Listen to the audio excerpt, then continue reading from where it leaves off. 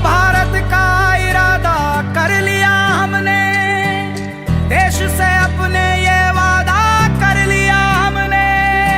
स्वच्छ भारत का इरादा इरादा कर लिया हमने, देश से अपने ये वादा कर लिया हमने।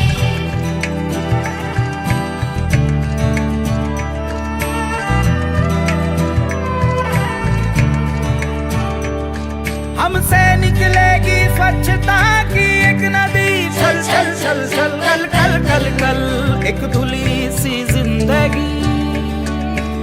स्वच्छता की जोत लेकर घर घर जाएंगे, साफ सुथरी रोशनी में सब नहाएंगे।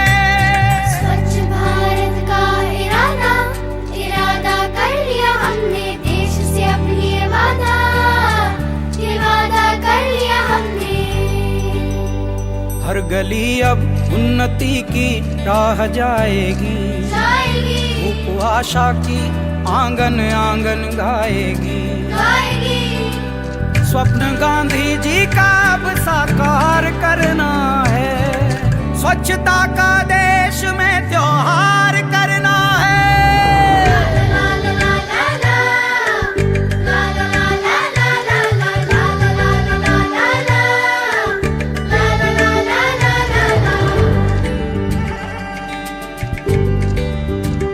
সুপ্রভাত প্রিয় শ্রোতা বন্ধুরা, আপনারা শুনছেন সম্পূর্ণ স্বচ্ছতা এখন আমাদের দায়বদ্ধতা শীর্ষক আরও একটি নতুন পর্বে। আর চলে এসেছি আমি আরজে পৌলমী, আর আমার সঙ্গে রয়েছেন আরজে অজিত, যিনি প্রত্যেকবারের মতনই রাস্তায় একটি মোড়কও ফেলতে অস্বীকার করেন এবং অন্যদেরও মনে করিয়ে দেন। অভিযোগ শিরোধার্য আরজে পৌলমী। হ্যালো প্রিয় শ্রোতা বন্ধুরা, আমি আরজে অজিত। আজ আমরা আপনাদের জন্য একটি বিশেষ পর্ব নিয়ে এসেছি, এমন একটি পর্ব যা আমাদের চারপাশে সবচেয়ে পরিশ্রমী এবং অবমূল্যায়িত কিছু মানুষের আলোকিত করে। ঠিক, তারা স্যুট কোট পরে না বা বড় কোনো অফিসে বসে না, কিন্তু তাদের ছাড়া আমাদের কিন্তু স্বচ্ছ ভারত মিশন সম্পূর্ণ নয়। রাস্তাঘাট পরিষ্কার থাকে না, কার্যকরী টয়লেট থাকে না, আমাদের দৈনন্দিন জীবনে পরিষ্কার পরিচ্ছন্নতা থাকে না। আজকের পর্বটি স্যানিটেশন কর্মীদের সম্পর্কে, যারা আমাদের পরিষ্কার পরিচ্ছন্নতা প্রথম সারির যোদ্ধা, যারা আমাদের রাস্তা ঝাড়ু দেন, আমাদের সেফটি ট্যাঙ্কে খালি করেন, আমাদের নর্দমা পরিষ্কার করেন ইত্যাদি, যারা অক্লান্ত পরিশ্রম করেন প্রায়শই বিপজ্জনক পরিস্থিতিতে আমাদের আশপাশের পরিবেশকে নিরাপদ ও স্বাস্থ্যকর ও বসবাসকারী উপযোগী গড়ে তুলতে সাহায্য করেন। ঠিকই বলেছ, কিন্তু আমাদের মধ্যে কতজন সত্যিকার অর্থে এগুলো দেখতে পায় বলো তো? আমরা একটি পরিষ্কার নর্দমা, একটি পরিপাটি স্কুল প্রাঙ্গণ অথবা একটি কার্যকরী পাবলিক টয়লেট দেখতে পাই, কিন্তু আমরা কি কখনো ভেবে দেখি এগুলো কারা পরিষ্কার করেন? বেশিরভাগ সময় তারা অলক্ষিত থাকেন, কিন্তু আজ নয়, আজ আমরা তাদের গল্প সামনে তুলে ধরব। কেবল তাদের কাজ নয়, বরং তাদের জীবন জীবিকার কথা, তাদের চ্যালেঞ্জ এবং কিভাবে তারা সমর্থন ও নিরাপত্তা ও সম্মান ও মর্যাদার যোগ্য দেয়। একদম তাই, তারা এমন কাজ পরিচালনা করে যা বেশিরভাগ মানুষ ভাবতেও পারে না। যেমন সেপটিক ট্যাঙ্ক পরিষ্কার করা, আটকে থাকা নর্দমা খুলে দেওয়া, স্লাজ মেশিন চালানো এবং বর্জ্য ব্যবস্থাপনা করা, যা তাদের কলেরা, টাইফয়েড, হেপাটাইটিস এবং শ্বাসযন্ত্রের সংক্রমণের মতন নানান রোগের ঝুঁকি অত্যন্ত বাড়িয়ে দেয়। আর তুমি কি জানো যে রিপোর্ট অনুসারে ভারত জুড়ে প্রায় 50 লক্ষের বেশি স্যানিটেশন কর্মী নিযুক্ত আছেন এবং তাদের মধ্যে প্রায় 2 লক্ষ উচ্চ ঝুঁকিপূর্ণ কাজে নিযুক্ত আছেন, সঠিক ব্যক্তিগত সুরক্ষামূলক সরঞ্জাম ছাড়াই। আর এই ধরনের কাজ কল্পনা করবার মতো বিশেষ বিষয় হিসেবে নিযুক্ত হয়। এটা খুবই বিপজ্জনক এবং খুবই দুঃখের বিষয় হলো এটা কিন্তু কৃতজ্ঞতাহীনতাও। তারা কঠিন পরিস্থিতিতে কাজ করে, প্রায়শই কম বেতনে, সুরক্ষামূলক সরঞ্জাম ছাড়াই, এবং কিছু কিছু ক্ষেত্রে কোনো চাকরির নিশ্চয়তাও থাকে না। কিন্তু আমার মনে হয় পরিস্থিতি পরিবর্তন হতে শুরু করেছে এবং আজ আমরা যে বিশেষ বিষয় নিয়ে কথা বলতে চলেছি, সরকার বিশেষ করে স্বচ্ছ ভারত মিশনের আওতায় আমাদের স্যানিটেশন কর্মীদের সুরক্ষা এবং স্বীকৃতি দেওয়ার জন্য বিশেষ পদক্ষেপ নিয়েছে। তাদের স্যানিটেশন কর্মীদের নিরাপত্তা এবং মর্যাদা নিশ্চিত করবার লক্ষ্যে কয়েকটি গুরুত্বপূর্ণ উদ্যোগ রয়েছে। প্রিয় শ্রোতা বন্ধুরা, আমরা namaste the national action for mechanism sanitation ecosystem সম্পর্কে কথা বলবো। এটি সামাজিক ন্যায় বিচার ও ক্ষমতায়ন মন্ত্রক এবং গৃহায়ন ও নগর বিষয়ক মন্ত্রকের একটি যৌথ মিশন। এর লক্ষ্য হলো শুকনো ল্যাটিন, খোলা নর্দমা বা সেফটি ট্যাঙ্ক থেকে মানুষের বর্জ্য হাত দিয়ে পরিষ্কার করবার যে বিপজ্জনক অভ্যাসের অবসান ঘটানো, আর প্রায় সেই পিঁপড়ের মতো মুখোশ বা গ্লাভস ব্যবহার না করে।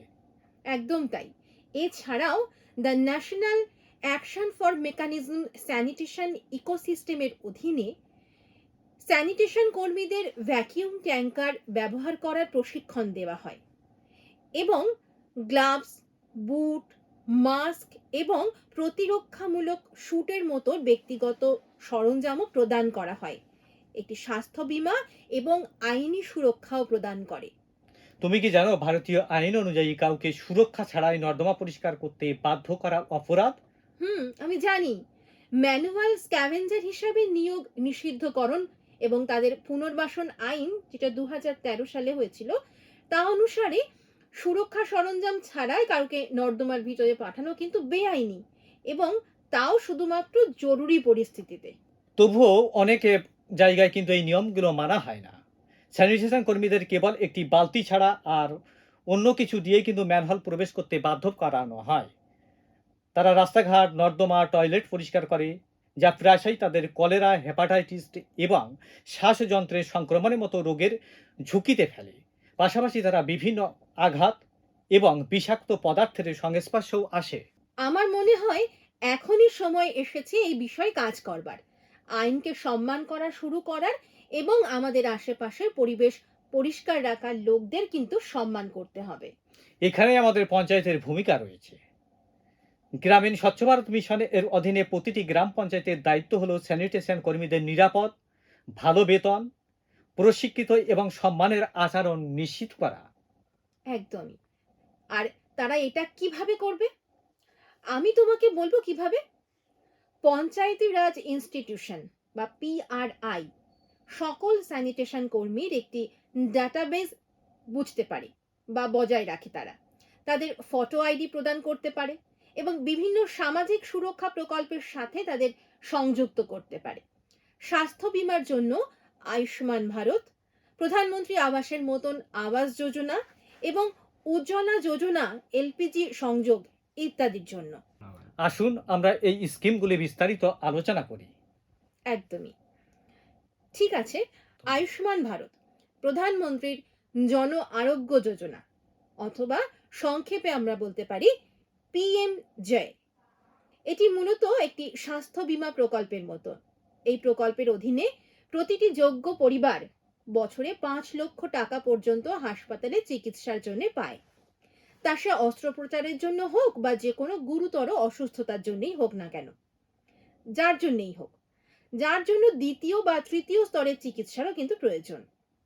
এতে নাম নথিভুক্ত করার জন্য একজন স্যানিটেশন কর্মীকে কেবল তাদের নিকটতম কমন সার্ভিস সেন্টার বা সিএসসিতে যেতে হবে, অথবা তাদের গ্রাম পঞ্চায়েত অফিসে যেতে হবে। তাদের আধার কার্ড এবং রেশন কার্ড সঙ্গে নিয়ে যেতে হবে। ভালো কথা হলো, পঞ্চায়েতই তাদের ই হাসপাতাল আইডি তৈরি করতে এবং আর্থিক সহায়তা প্রদান করতে সাহায্য করতে পারে। তাই পরিবারের কেউ গুরুতর অসুস্থ হলে তাদের হাসপাতালের বিল নিয়ে কিন্তু একেবারেই আর চিন্তা থাকবে না। তারপর আছে প্রধানমন্ত্রী আবাস যোজনা গ্রামীণ, আর এটি মূলত মানুষের সঠিক ঘর তৈরিতে সহায়তা করে। আর এই প্রকল্পের আওতায় যারা সকল মৌলিক ও সুযোগ সুবিধা সম্মিলিত একটি পাকা বাড়ি তৈরির জন্য অর্থ পেতে পারেন। আর প্রক্রিয়াটি সহজ এবং তারা তাদের গ্রাম পঞ্চায়েতের অফিসে যেতে পারেন। সেখানে তাদের আধার কার্ড এবং জমির নথি ও পরীক্ষা করা হবে। তারপর পঞ্চায়েতে তাদের আবেদন ব্লক ডেভেলপমেন্ট অফিসে পাঠায়। অনুমোদিত হলে ধাপে ধাপে তাদের বাড়ি তৈরি সহায়তা করবার জন্য অর্থ পর্যায়ক্রমে প্রদান করা হয়। একদমই। এবারে আসি প্রধানমন্ত্রী জীবন জ্যোতি বীমা যোজনা বা পিএমজে বাই। একটি জীবন বীমা প্রকল্প, যা যে কোনো কারণে মৃত্যুর জন্য 2 লক্ষ টাকার কভারেজ প্রদান করে, যা 18 থেকে 50 বছর বয়সীদের জন্য কম বার্ষিক প্রিমিয়ামে উপলব্ধ। বার্ষিক প্রিমিয়াম প্রতি ব্যক্তির জন্য মাত্র 436 টাকা। প্রধানমন্ত্রী সুরক্ষা বীমা যোজনা, যেটি 18 থেকে 70 বছর বয়সীদের ব্যক্তির জন্য দুর্ঘটনাজনিত মৃত্যু বা অক্ষমতার জন্য 2 লক্ষ টাকা পর্যন্ত কভারেজ প্রদানকারী একটি দুর্ঘটনা বীমা প্রকল্প, যার বাৎসরিক প্রিমিয়াম প্রতি বছর মাত্র 20 টাকা করে। তাহলে আপনি দেখুন, আসলে অনেক প্রকল্পই কিন্তু আছে যেগুলো থেকে স্যানিটেশন কর্মীরা উপকৃত হতে পারেন, কিন্তু কখনো কখনো লোকেরা সেগুলো সম্পর্কে কিভাবে আবেদন করতে হয় সেটাই কিন্তু জানেন না। তাই আমাদের এই অনুষ্ঠানে এই কথাটি ছড়িয়ে দেওয়াই হলো আমাদের গুরুত্বপূর্ণ কাজ। যদি আপনি স্যানিটেশন কাজ করা কাউকে জানেন, তাহলে অবশ্যই তাদের পঞ্চায়েতের সাথে কথা বলতে এবং এই প্রকল্পগুলি ব্যবহার করতে বলুন। এটি তাদের জীবনকে আরো ভালোভাবে বদলে দিতে পারে। হ্যাঁ, এটি তাদের জন্য খুবই সহায়ক হবে। হয়তো পঞ্চায়েতের নিয়মিত সুবিধাগুলি শিবিরের জন্য বিশেষ আয়োজন করা উচিত। সেখানে স্যানিটেশন কর্মীরা একদিন একাধিক প্রকল্পের জন্য নিবন্ধ করতে পারবেন। একদমই, এটা অনেক কাজে লাগবে। আর এটা ভুলে গেলে হবে না যে প্রতিটি কর্মীর কর্মক্ষেত্রে ব্যক্তিগত সুরক্ষামূলক সরঞ্জাম কিন্তু অবশ্যই দরকার। পরিষ্কার টয়লেট, পানীয় জল এবং প্রাথমিক চিকিৎসার সুযোগ থাকা চাই।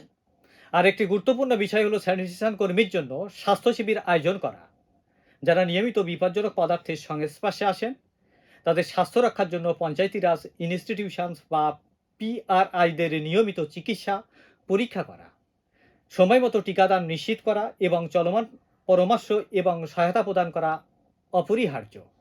প্রশিক্ষণও সমান গুরুত্বপূর্ণ। কর্মীদের প্রাথমিক চিকিৎসা সরঞ্জাম ব্যবহার, মেশিন পরিচালনা, এমনকি ডিজিটাল সাক্ষরতার প্রশিক্ষণ দেওয়াও কিন্তু অবশ্যই উচিত, যাতে তারা অনলাইনে তাদের সুবিধাগুলোকে ট্র্যাক করতে পারেন। আর এসবই যুক্তিসঙ্গত, কিন্তু আরও একটি বিষয় হলো, আমি বলো, সেটা কি? ভাবছিলাম আমরা কি তাদের নাম জানি, তাদের পরিবার সম্পর্কে জানু, এবং যারা আমাদের রাস্তাঘাট, নর্দমা, টয়লেট পরিষ্কার করে আর ঝাড়ু দেন, তাদের কি আমরা ধন্যবাদ জানাবো? খুব কমই, কিন্তু আমাদের অবশ্যই এটা উচিত। জানো তো, আমাদের সকলেরই স্বচ্ছতা দিবসে এই বিষয়টি তুলে ধরা উচিত, যে গ্রাম সভাগুলিতে, স্কুলের অনুষ্ঠানগুলিতে স্যানিটেশন কর্মীদের সম্মানিত করা যেতে পারে এবং তাদের কাজের জন্য সম্মান, মর্যাদা এবং দৃশ্যমানতা দেওয়া যেতে পারে। এটা একটা ভালো কাজ। এমনকি মাসের সেরা স্যানিটেশন কর্মীদের ব্যাচ কাউকে গর্বিত করতে পারে। এটা দানশীলতা নয়, এটা কিন্তু অবশ্যই একটা সম্মান। আর এটা অনেক আগেই করা হয়ে গেছে।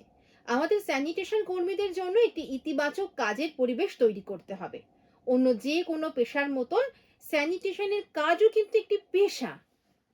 প্রিয় শ্রোতা বন্ধুরা, আজকের পর্বে আমরা অতীত এবং বর্তমানের প্রতিটি স্যানিটেশন কর্মীকে স্যালুট জানাই, যারা নীরবে কাজ করেছেন, আমাদের রাস্তা পরিষ্কার করছেন, আমাদের নর্দমা সচল করে রেখেছেন এবং আমাদের জীবনকে স্বাস্থ্যকর করে তুলেছেন। আমরা আপনাকেও অনুরোধ করছি, যদি আপনি কোনো স্যানিটেশন কর্মীকে দেখেন, তাদের ধন্যবাদ জানান, তাদের জল, চা এবং কিছু খাবার খেতে দিন। আর সবচেয়ে গুরুত্বপূর্ণ বিষয় হলো তাদের সম্মান করুন। তাদের কাজ আপনার সম্মানের যোগ্য।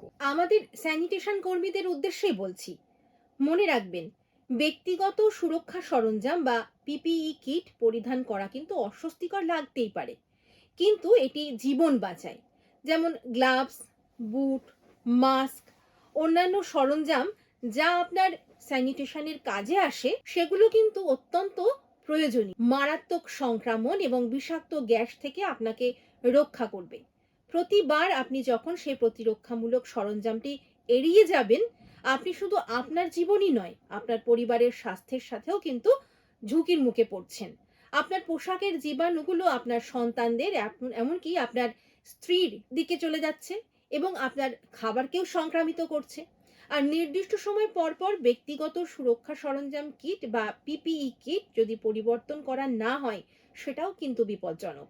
আপনার ব্যক্তিগত সুরক্ষামূলক সরঞ্জাম বা পিপিই কিট পরিষ্কার রাখা অবশ্যই গুরুত্বপূর্ণ। প্রিয় শ্রোতা বন্ধুরা, ততক্ষণ পর্যন্ত নিরাপদ থাকুন, পরিষ্কার থাকুন এবং কখনো ভুলে যাবেন না, যারা আমাদের জন্য পরিষ্কার পরিচ্ছন্নতা বজায় রাখে তাদেরও গর্বের সাথে বেঁচে থাকার যোগ্য। আসুন আমরা কেবল পরিষ্কার রাস্তা দিয়ে নয়, বরং পরিষ্কার হৃদয় দিয়ে একটি স্বচ্ছ ভারত গড়ে তুলি। নমস্কার।